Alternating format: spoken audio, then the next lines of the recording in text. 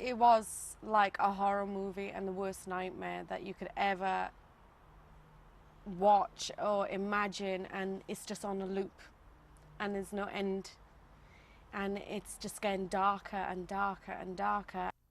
Ruby was just 15 when she was taken by her family to Bangladesh during the school holidays and was forced to marry a man twice her age.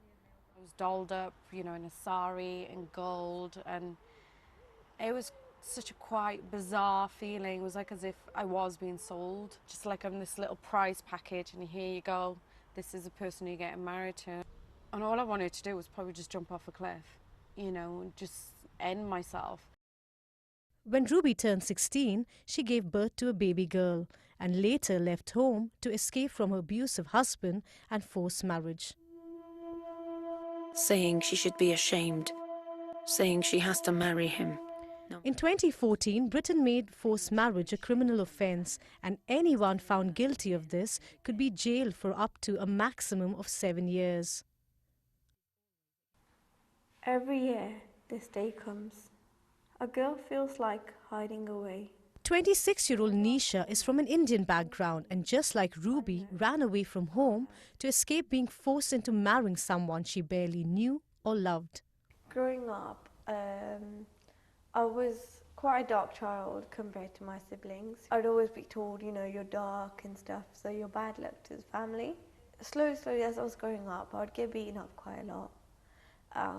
Always beaten up, always told to do housework. I remember at the age of 6, 7 years old, you know, if I didn't make a round chapati, I'd get a slap. Then I used to get beaten up naked in front of my siblings. They didn't ask me if I want to get married, you know, what's your ambitions or anything. And I started slowly realizing it was all about family honor and family pride. It was all about the community, what the community will say. And it was slowly when I realised they were getting me married and they found me somebody, not telling me who it is. I wanted to do something with my life, not just get married off at ages 21.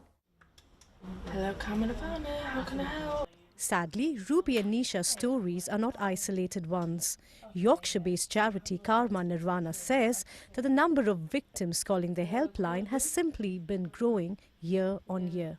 Forced marriage and honour-based abuse is a huge issue in the UK. Our helpline received last year just over 13,000 contacts from the UK alone about honour abuse and forced marriage, and that's just really the tip of the iceberg. Ruby and Nisha have moved on with their lives, but they are still disowned by their families.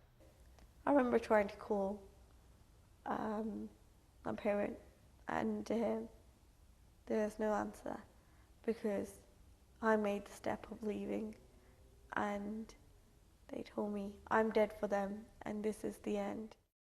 I think people forget what you do and what you sacrifice, and it's like being the black sheep of the family. It's like you break the mold for everybody else to have that freedom, and I wish I could be appreciated for that a little bit more.